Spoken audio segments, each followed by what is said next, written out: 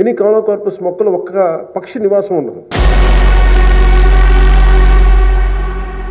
నెల్లూరు నగరంలో రోడ్ల ప్రక్కన, పార్కులలో, ప్రభుత్వ కార్యాలయాల పరిసరాల్లో పెద్ద ఎత్తున నాటిన కోనోకార్పస్ చెట్లు ఇప్పుడు పెద్ద చర్చకు దారితీస్తున్నాయి.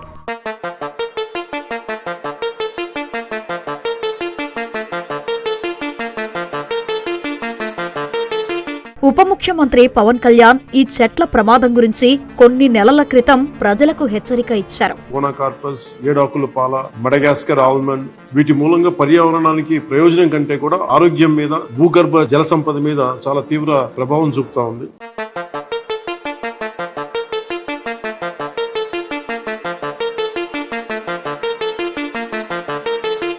ఆయన చెప్పినట్టు ఈ చెట్లు మొదట నీడ కోసం సుందరంగా కనిపించడానికి నాటినప్పటికీ ఇప్పుడు పర్యావరణానికి పెద్ద ముప్పుగా మారుతున్నాయి.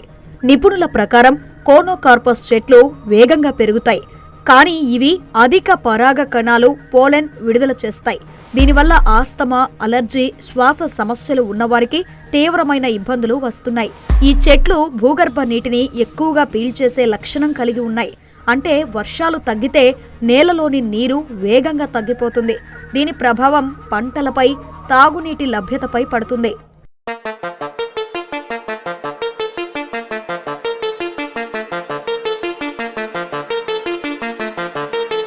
మరొక పెద్ద సమస్య ఏమిటంటే ఈ చెట్లలో పక్షులు, చీమలు, తేనెటీగలు లాంటి జీవాలు స్థిరపడవు.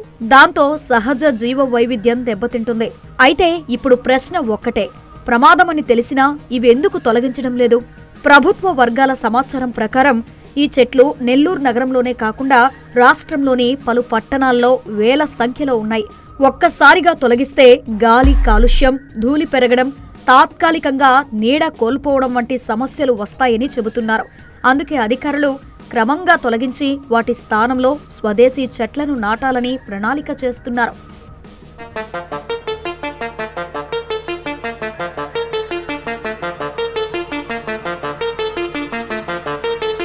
ప్రస్తుతం ప్రభుత్వం నల్లనిమ్మ, బాదం, నేరేడు, బత్తాయి, జామ, తుమ్మ చెట్లు వంటి భారతీయ వాతావరణానికి సరిపడే మొక్కలను నాటాలని సూచిస్తోంది.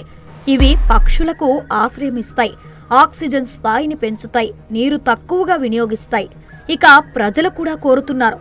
పవన్ కళ్యాణ్ చెప్పినట్లే కోనోకార్పస్ ప్రమాదమైతే నెల్లూరు మున్సిపల్ అధికారులు వెంటనే చర్యలు తీసుకోవాలి. ఈ చెట్ల స్థానంలో స్వదేశీ మొక్కలతో పచ్చదనం కొనసాగించేలా చూడాలి. అధికారులు, పర్యావరణ శాఖ, మున్సిపల్ అధికారులు ఇప్పుడు స్పందిస్తారా లేదా? ప్రజల హెచ్చరికలు, పర్యావరణ నిపుణుల సలహాలు వినిపిస్తాయా? చూడాలి మరి.